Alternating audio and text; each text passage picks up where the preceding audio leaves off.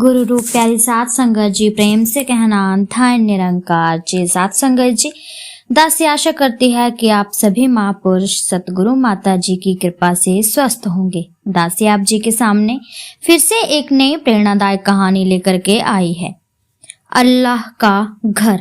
तो आओ चलते हैं इस कहानी की ओर। एक बार श्री गुरु नानक देव जी प्रभु भक्ति का प्रचार करते करते मक्का जा पहुंचे। मक्का पहुंचकर उन्होंने जब मुसलमानों में व्याप्त अंधविश्वास को देखा तो उन्हें बहुत दुख हुआ। मुसलमान पश्चिम दिशा में मुंह करके नमाज पढ़ते हैं। वे अपनी मस्जिदों का मुंह भी पश्चिम दिशा में ही रखते हैं। पश्चिम दिशा की ओर पैर करके लेटने को अशुभ माना जाता है। मक्का शरीफ की मस्जिद भी पश्चिमी की ओर ही है। मक्का में जो व्यक्ति पश्चिम दिशा की ओर पैर करके सोता, उसे धार्मिक नेताओं के गुस्से का निशाना बनना पड़ता।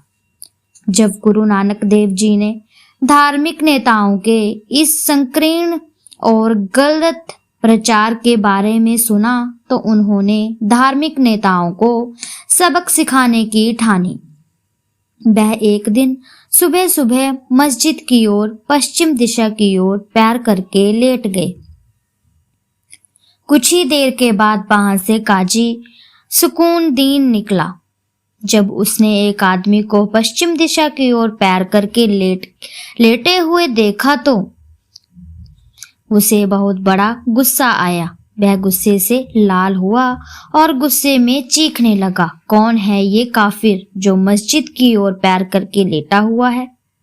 काजी साहब की गुस्से से भरी आवाज को सुनकर सड़क से गुजर रहे सभी लोगों ने चौक में लेटे गुरु नानक देव जी की ओर देखा। सभी को बहुत अजीब लगा, क्योंकि पहली बार किसी को पश्चिम दिशा में पैर करके लेटे देखा था।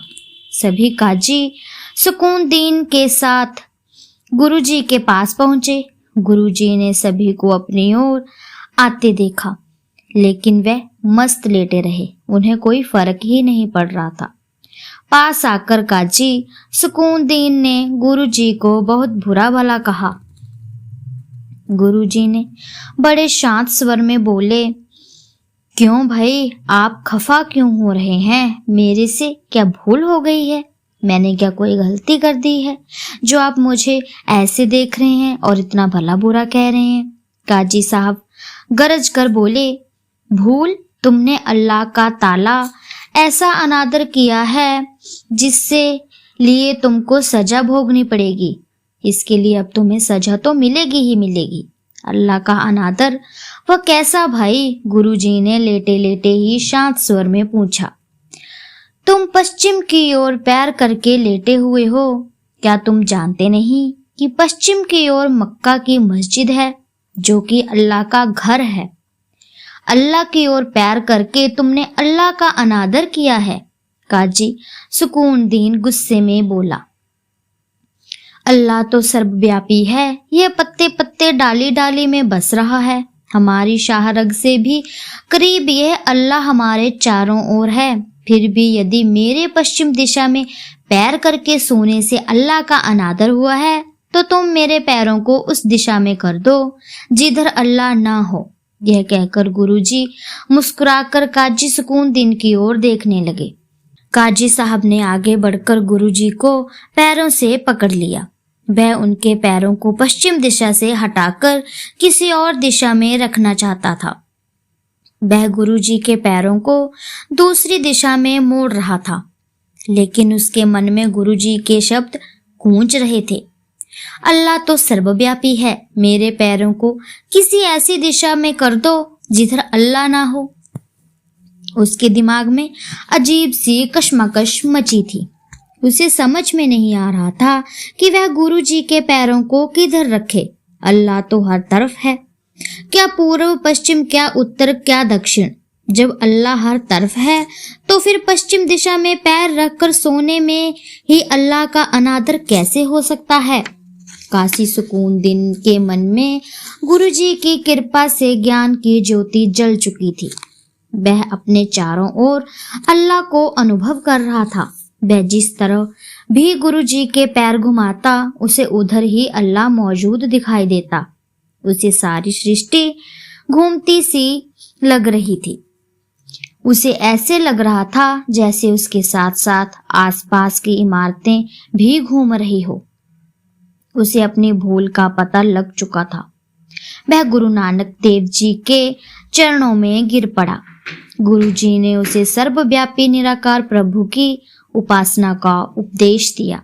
उन्होंने समझाया, भगवान या अल्लाह हमारे अंग संग मौजूद है। यह सर्वव्यापी है।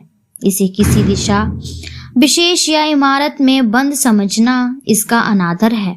अपने अंधविश्वासों के तंग दायरे से बाहर निकलकर इस निराकार प्रभु की भक्ति में जुड़ो। उपरोक्त घटना को भी लेखक इस घटना से भी पेश करते हैं कि जब काशी सुकून दीन ने गुरु जी के पैरों को घुमाया तो मक्का की मस्जिद भी घूमनी शुरू हो गई थी। वास्तव में मक्का की मस्जिद घूमने का भाव मात्र इतना था कि काजी सुकून दीन को ज्ञान हो गया कि अल्लाह केवल मक्का की मस्जिद में नहीं बल्कि हर और हर जगह पर मौजूद है। हमें भी इस सर्वव्यापी निराकार प्रभु को हर जगह अनुभव करना है, तभी हम आत्मिक आनंद प्राप्त कर पाएंगे।